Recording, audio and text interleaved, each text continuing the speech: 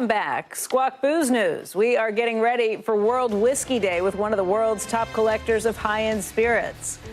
We'll do that in just a moment, but...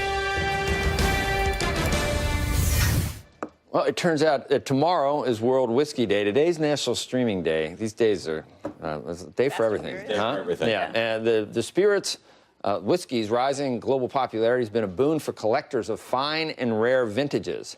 Didn't even know you could do that, really, but you can. U.S. sales of American whiskey rose to nearly $3 billion last year. Mahesh Patel was a commercial real estate executive before becoming the top collector of whiskey in the United States, and in fact, one of the world's top collectors.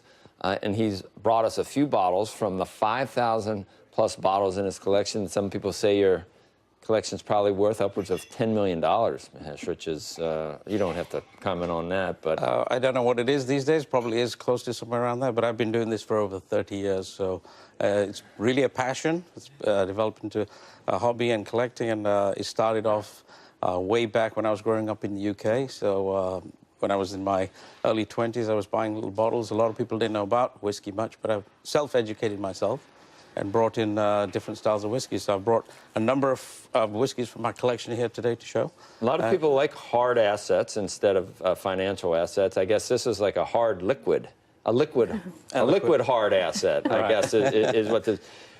You got how many of your bottles in your collection are not open? Most of them, I guess. Well, see, I live by a different principle. I believe in buying at least 2 of everything I can afford. And then you can drink one. I always open one. So we've got a range of whiskies here today. We've got things starting at Lagavulin Distiller's Edition.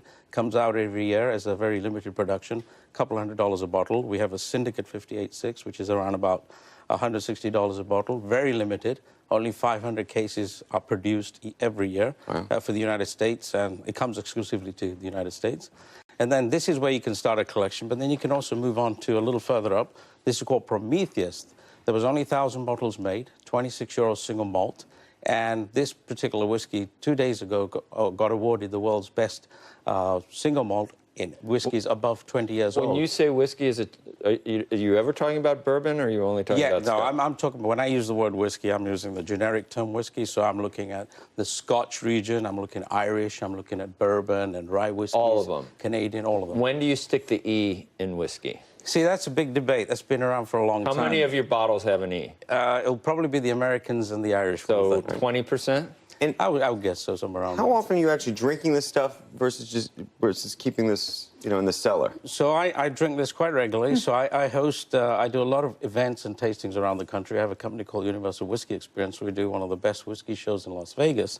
And what you see on this table, we do open up things like this to drink. So, in fact, I was in New York last week. Wait. Not all of them, right? Like, not this bottle I'm coming to this. So this is one... This is the Royal Salute Tribute to Honor. Don't open it. $200,000. Sir, it was opened. I bought 2 of these. They were 250. One was open. Yeah, 250,000, and I opened one in London this past November for Prince Charles's birthday. We had a private event for 13 couples. And we did open one of the bottles. Well, you're on Squawk Box today. Open that thing. Oh, it's open.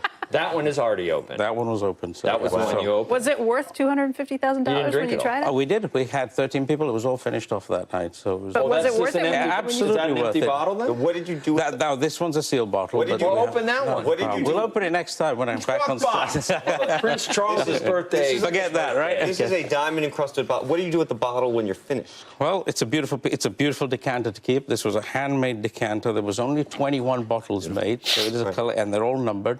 So he's got 21. How much of the value you think is the bottle itself? I would say there's a good amount of value, but the whiskey inside there was quite old as well. It was all 45 to 60 years old whiskey. So it's a blended whiskey. You tasted it and you thought, wow, this is a $20,000 glass of Scotch when you tried it? Well, it wasn't just about enjoying the whiskey. It was the event and the moment, because what we had there was the people who made the whiskey, the people who were the master blenders like Colin Scott. So it was a whole ceremony behind it. So I believe it's not just about buying a bottle and going in the back of a room somewhere and opening it. You have to enjoy it as well. You've got to bring the whiskey makers in, and you do, especially when they're great bottles. So Mahesh, we had a guy on who says he's got a technology that does the same thing as wood casks without leaving it in the wood casks for years. Yeah, that's questionable. That really is questionable. You're not buying that. No, I'm not really, because when you look at whiskey, It's produced off a still, comes off as white liquid. The magic, 90% of the magic really happens in wood, in the wood maturation. And it's not really a science because it's what's happening in there. Some casks go very bad, some go really well. So the master blenders have a challenge of really balancing. When you do decide to taste a bunch of whiskeys, it seems like you'd have to spit it out like wine, right? So my principle is, yes, exactly. When I'm doing, if there's a lot of tastings that you're doing, I don't encourage people to take it down. Just like that, spit it out, and then find the one you like at the end, and then go back to enjoy it. And then go back and enjoy it. Okay, but you do have to. Yeah. I can imagine wine you might get by with not spitting it, but this stuff, you know. Well, some other connoisseurs will beg to differ because if they're paying for a lot of it, they may want to drink it all.